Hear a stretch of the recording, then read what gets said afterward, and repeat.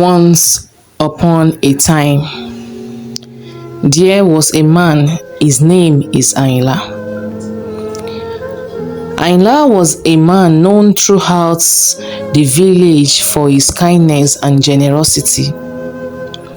He helped everyone in need, sometimes with food, sometimes with money, and often by offering free water from his well.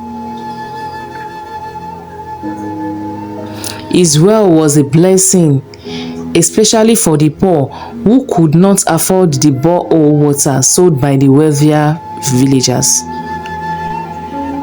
Because of his kind heart, the king and the people admired Ayinla so deeply.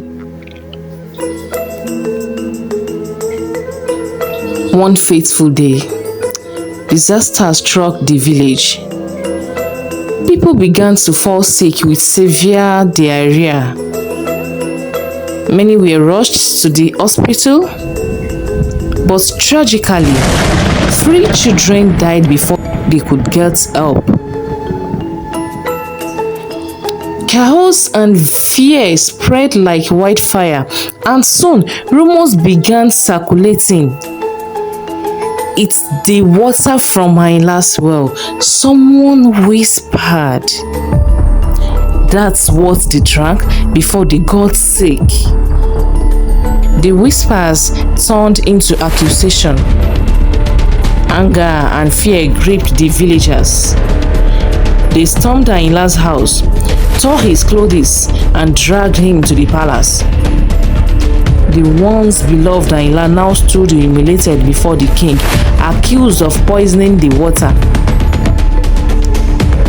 The king, shocked and saddened by the turn of events, command, put him in the cell until we find the truth. Ayinla was locked up, confused and heartbroken. He sat in the cold cell, wondering, how could this happen? My well has always been clean. I drink from it myself, and so does my family. Meanwhile, the village healer, Imo, and the elders were tasked with investigating the matter. When they examined Ayinla's well, they found a strange black substance at the bottom. It's poison, someone cried. The villagers were furious. He betrayed us. They shouted, punish him. But Emma was not convinced. She took samples of the water and studied them carefully.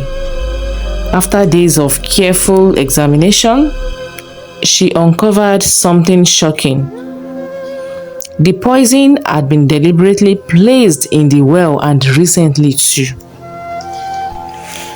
While investigating,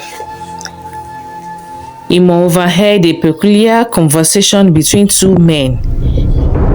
They mentioned that Olóore, the wealthy owner of the borehole water business, had traveled to the neighborhood village weeks ago to buy a rare antidote for sickness. Imo remembered that the antidote, when consumed by a healthy person, caused severe diarrhea and vomiting. A search of Olóore's property revealed the same antidote was found in his house when Imo and the guards returned to Ayinla's well. They found traces of the antidote mixed in the water. Suspicion grew stronger when it was discovered that Ayinla's own children were also suffering from diarrhea. How can a man poison his own family? The king asked. Olóore was arrested and brought to the palace. At first, he denied everything, but under pressure, he confessed. I was jealous of Ayinla, he admitted. I gave him his first loan to start business. I tutored him how to start farming business, but soon everyone forgot me and praised him instead. His free water ruined my borehole business. Even though I have other businesses, I couldn't bear it. So I decided to destroy his reputation. The villagers gasped in disbelief. Alade's envy had caused so much pain and suffering. The king, shaking his head in anger, declared, "He who causes trouble will not know peace. Your wickedness has brought sorrow to this village. You will be punished severely."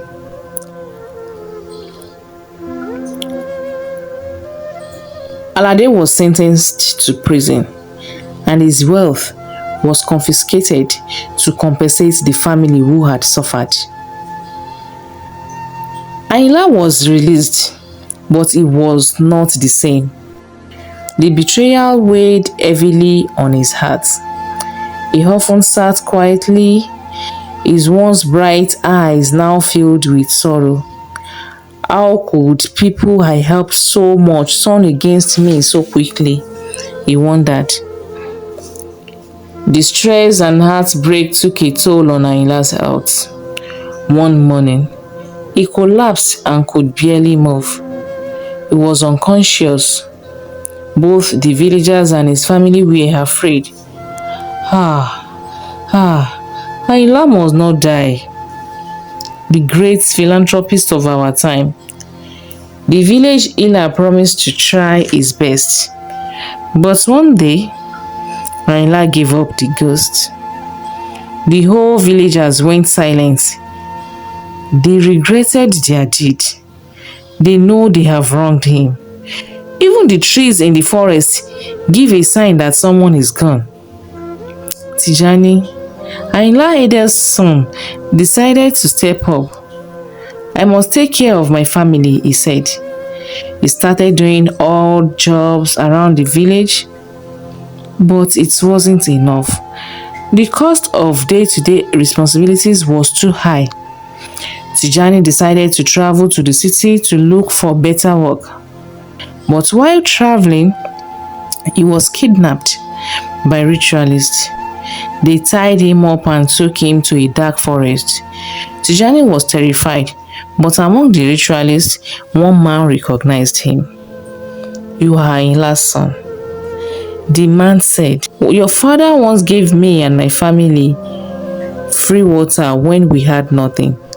I cannot harm you." The man untied Tijani and helped him escape. "Run and don't look back," he whispered. Tijani ran as fast as he could.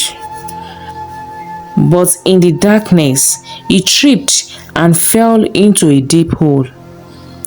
As he fell, Tijani thought of his father and their struggles.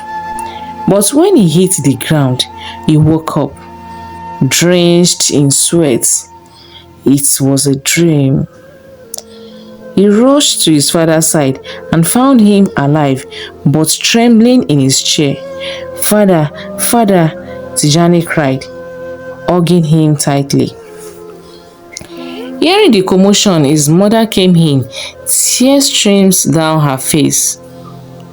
Tijani narrated the dream, and his mother said, "A child who has wealth in his hand carries the blood of his father.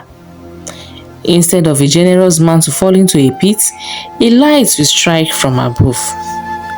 The healer came in and announced the news of Ayinla's sickness, that he will be fine, but he has Parkinson, but could be managed.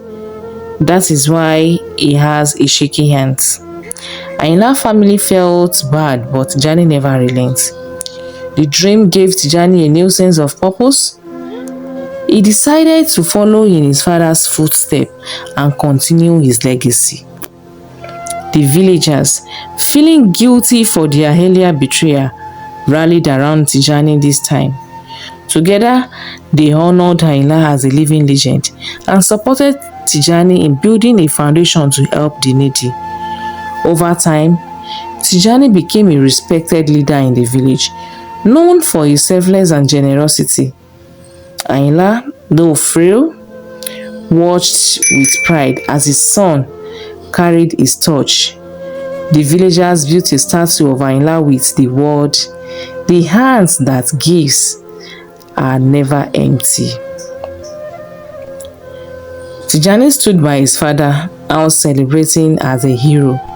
Together they reminded everyone that goodness, though tested, always prevails. No matter what, always try to be good.